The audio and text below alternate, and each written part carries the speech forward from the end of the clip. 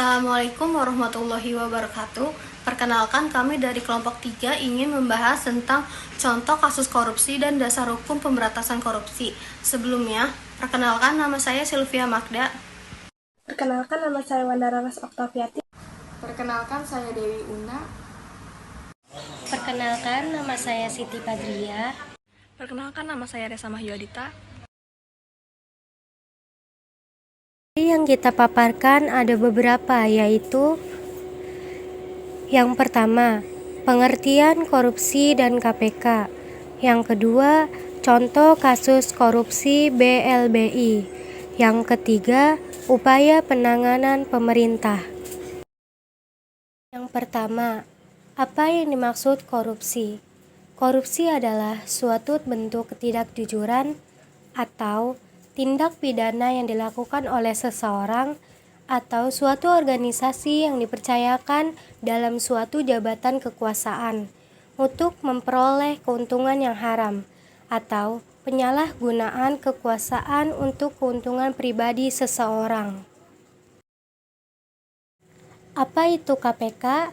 KPK yaitu Komisi Pemberantasan Korupsi atau disingkat KPK, merupakan salah satu lembaga di Indonesia yang berfungsi menangani kasus pidana korupsi. Kasus korupsi BLBI di Indonesia. Kasus BLBI bermula pada tahun 1997 sampai 1998. Ketika Bank Indonesia memberikan pinjaman kepada bank-bank yang hampir bangkrut akibat diterpa krisis moneter. Saat itu, sejumlah bank mengalami masalah likuiditas yang membuat nilai tukar rupiah terdepresiasi sangat dalam hingga 15.000 per dolar Amerika Serikat. Kejatuhan rupiah ini membuat hutang valuta asing atau falas perbankan membengkak. Pada Desember 1998, Bank Indonesia kemudian menyalurkan dana bantuan sebesar 147,7 triliun kepada 48 bank. Namun, dana BLBI justru banyak diselewengkan oleh para penerimanya. Berdasarkan hasil audit Badan Pemeriksa Keuangan atau BPK pada Agustus tahun 2000, ditemukan kerugian negara mencapai 138 triliun dari dana yang telah disalurkan. Selang 2 tahun, pada 2002, Presiden Megawati mengeluarkan Instruksi Presiden atau Inpres nomor 8 tahun 2002. Itu jadi landasan pemerintah mengeluarkan jaminan kapasitas hukum kepada para debitur BLBI yang telah melunasi kewajiban, yakni lewat penerbitan surat keterangan lunas atau SKL yang dikeluarkan BPPN atau menindak secara hukum bagi yang tidak melaksanakan kewajiban.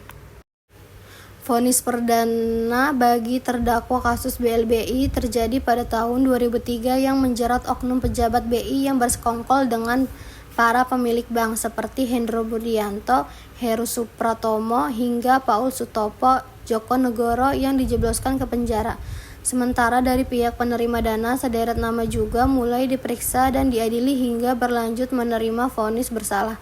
Salah satunya Samsul Nur Salim bersama sang istri Ici Nur Salim, pemegang saham pengendali Bank Dagang Nasional Indonesia atau BDNI. Keduanya diduga jadi pihak yang diperkaya dalam kasus BLBI dan terindikasi merugikan keuangan negara senilai 4,58 triliun rupiah. Komisi Pemberantasan Korupsi atau KPK menyatakan kesediaannya untuk membantu mengusut kasus BLBI pada 2008 dan memulai proses penyelidikan terhadap proses pemberian SKL kepada para pengutang 2013. Hasilnya, mantan Kepala Badan Penyihatan Perbankan Nasional atau BPPN Syarifuddin Arsyad Temanggung dijerat dan diadili di Pengadilan Tindak Pidana Korupsi atau Tipikor. Tak sampai setahun, Arsyad yang divonis 15 tahun penjara pada September 2018 resmi bebas dari rumah tahanan atau rutan KPK pada 9 Juli 2019 menyusul keputusan Mahkamah Agung MA yang mengabulkan kasasiannya.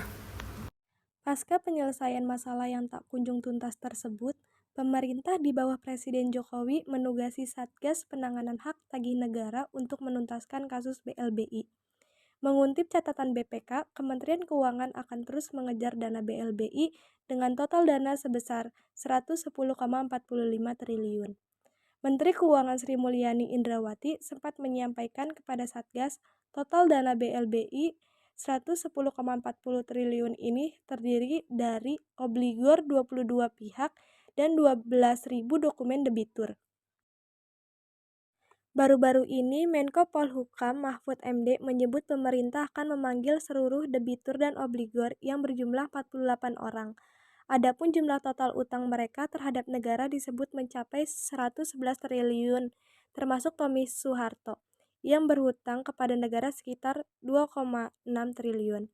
Namun, Mahfud belum merinci siapa saja pengutang yang akan dipanggil terkait kasus BLBI ini, dan hanya mengatakan mereka kini berada tersebar di Singapura, Medan, Bali, dan tempat lainnya. Bantuan likuiditas Bank Indonesia atau BLBI yang merugikan negara ratusan triliun rupiah sejak lebih dari 2 dekade. Keseriusan ini diwujudkan lewat keputusan Presiden nomor 6 tahun 2021 terkait Satuan Tugas Penanganan Hak Tagih Negara Dana Bantuan Likuiditas Bank Indonesia. Upaya pemerintah 1. Edukasi dan kampanye. Edukasi dan kampanye yaitu strategi pembelajaran pendidikan anti korupsi dengan tujuan membangkitkan kesadaran masyarakat mengenai dampak korupsi. 2. Perbaikan sistem. Artinya sistem yang baik bisa meminimalisir terjadinya tindak pidana korupsi, karena banyak sistem yang diterapkan di Indonesia memberikan peluang untuk melakukan tindak pidana korupsi.